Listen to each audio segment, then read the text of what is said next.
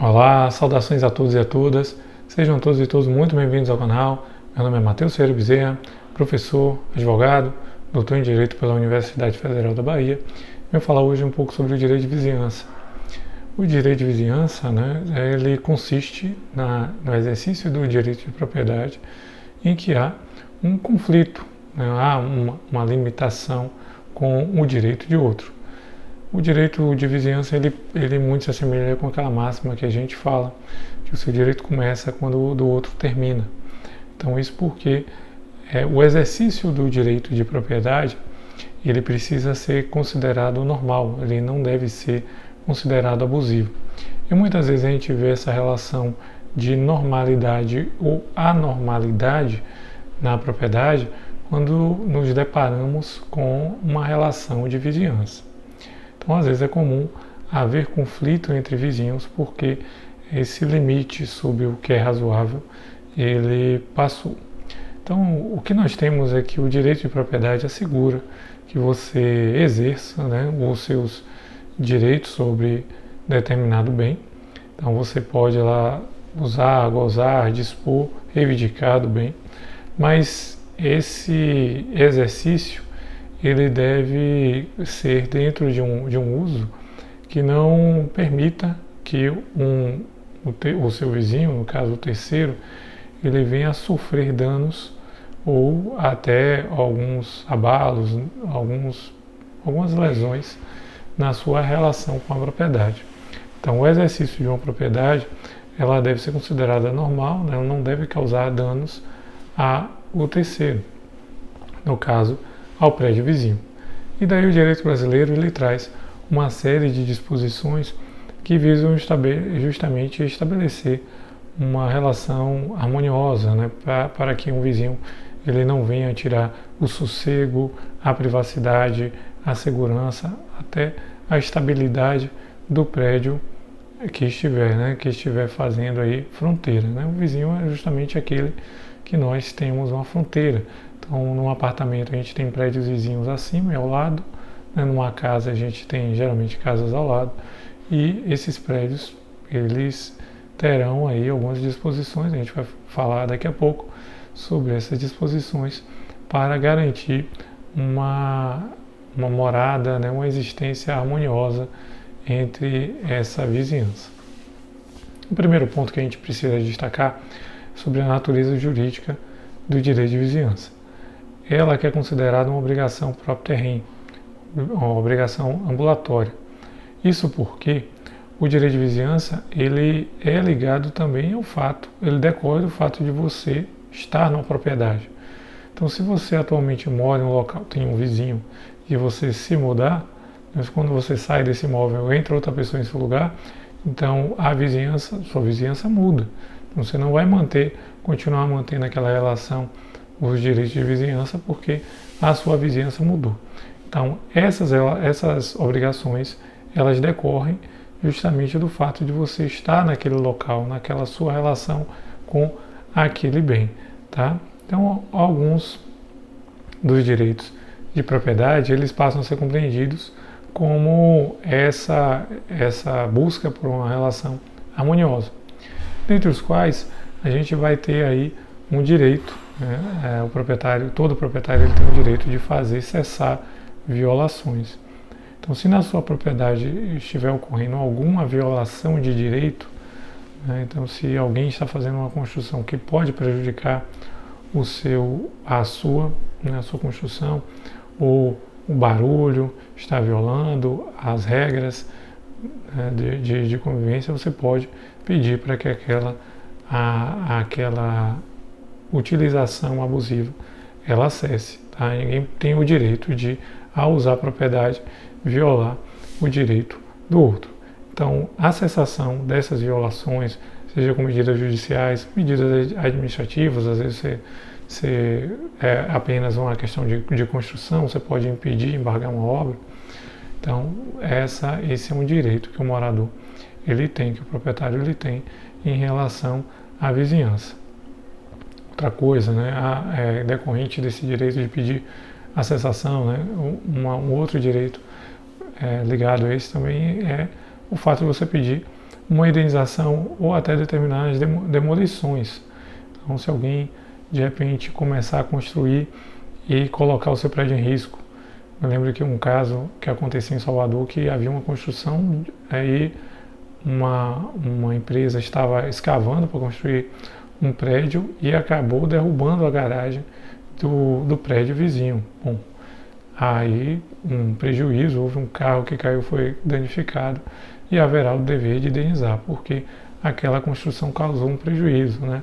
Ao cavar um buraco, ele fez nascer um buraco no terreno vizinho, né, no prédio, e aquilo ali poderia também ter comprometido a obra. Então a indenização ela vai se dar de acordo com a extensão do dano que foi provocado. Então é necessário também, é possível se fazer uma ação de reparação, se buscar medidas de reparação. Além disso, você também vai poder buscar a demolição. Se, digamos, a construção ela estiver colocando o seu direito em risco, você poderá sim buscar a demolição daquela construção que estiver irregular. Um outro ponto importante é sobre as árvores. Existem árvores que ficam, né, no limite entre os terrenos. A gente sabe que cada propriedade ela tem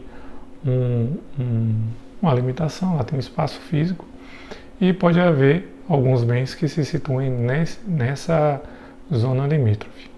Bom, a árvore, se ela, digamos, cresceu em um terreno, mas os seus galhos elas avançam para o outro. Bom, esse vizinho ele tem direito de podar essa árvore, impedir que os seus galhos avancem e tomem a sua propriedade. As raízes também podem ser podadas. Se a árvore ela ficar no meio termo, no meio do terreno, ela poderá ser dividida, será dos dois. Se houver, digamos, a árvore de um lado e os frutos caírem do outro, aqueles frutos caídos são do terreno, da propriedade daquele dono daquele terreno, não da árvore. Agora também o dono este vizinho não pode, digamos, forçar a queda, né, sacudir os frutos para eles caírem antes da hora. Mas os que caírem, que tocarem o solo, pertencem ao dono da propriedade. Outros direitos também que podem decorrer dessa relação entre vizinhos é a passagem forçada. Muitas vezes existem terrenos que eles não têm acesso à rua, não têm acesso direto a vias públicas, podem ser vias terrestres, podem ser vias fluviais. Então, quando o terreno ele não tiver acesso, você pode buscar medidas para assegurar essa via. Isso pode acontecer, digamos, se alguém adquire um imóvel, às vezes era um imóvel em condomínio, e alguém adquiriu, resolveu construir e fechou uma passagem impedindo o deslocamento das pessoas do terreno do fundo, e pode-se buscar uma passagem forçada. Você pode forçar o vizinho a conceder o espaço para a sua locomoção. Então, é necessário dar acesso àquela via pública. Da mesma forma, a passagem de tubos e a passagem de água, ela também é necessária. É importante que isso seja feito sem prejuízo. Se houver um dano ao terreno do vizinho para a passagem de tubos, de cabos, né, para dar acesso a alguns serviços essenciais, isso deverá ser feito mediante a indenização. Você pode fazer via subsolo, pode fazer também por via aérea. No caso da passagem da água, também uma relação que pode vir a ser conflituosa, mas o dono do terreno que utilizar as águas tem que ter todo o cuidado para que as águas que estão sendo utilizadas por ele não venham a ser despejadas no terreno do vizinho, causando prejuízo, ou até mesmo se ele tiver posse, né, de uma nascente, por exemplo, ou de um curso de água, ele também não faça um desvio para prejudicar aqueles terrenos inferiores que eram regularmente banhados por aquelas águas. Então, a relação de vizinhos ela deve buscar sempre essa harmonia, né, essa condição de que uma respeite a situação da outra, não havendo aí um prejuízo. Então, os limites dos terrenos, eles devem ser respeitados, né, não deve haver construções que passem a esses limites, né, se houver uma confusão, uma não compreensão, digamos, de quais são os limites daquela propriedade, é necessário fazer uma demarcação dessas terras para que ninguém avance além da sua propriedade. E existe também uma preocupação para que as construções elas não retirem a intimidade do vizinho. Então você não deve abrir janela a 1,5 m do terreno do vizinho. Então se você tem um terreno, você vai iniciar uma construção, você pode abrir janela? Pode. Você pode abrir as janelas. Agora essa janela, para dar acesso à casa ou imóvel lateral, ela tem que ter 1,5 m de distância. Tá? Menor do que isso você não vai poder abrir. Você pode construir até o limite? Pode, desde que você não coloque nenhuma janela naquela parte lateral. Tá certo? Então, se você não destinar janelas, não tirar a intimidade do vizinho, não haveria, em tese, aí, problema nenhum relacionado a essa abertura de janelas. Por fim, nós temos também a questão do dever de tolerância. Então, muitas vezes você pode ter um imóvel que ele depende de outro imóvel, né, para um determinado reparo, um determinado conserto, a manutenção dele. Né? Então, nos prédios, né, que se tem nos apartamentos, no andar de cima, muitas vezes o vazamento ele está vindo de cima. E aí você precisa ir até o andar de cima para localizar aquele vazamento. Então, o proprietário ele deve também tolerar, em alguns casos, a interferência do vizinho para que ele possa assegurar o direito do outro. Né? Então, existem alguns casos também de tolerância em que você precisa assegurar que o direito daquele vizinho ele venha a ser atendido. Tá? Então, isso era de uma forma breve, né? A parte desse conteúdo sobre o direito de vizinhança. Se esse conteúdo foi útil, se serviu para você compreender um assunto, peço que dê uma curtida. Se gerou alguma dúvida ou fez você pensar em algo ou não compreender completamente o assunto, peço que deixe aqui nos comentários para que eu possa responder e a gente possa exercer esse diálogo, tá certo? Então agradeço aí a audiência e até uma próxima. Tchau.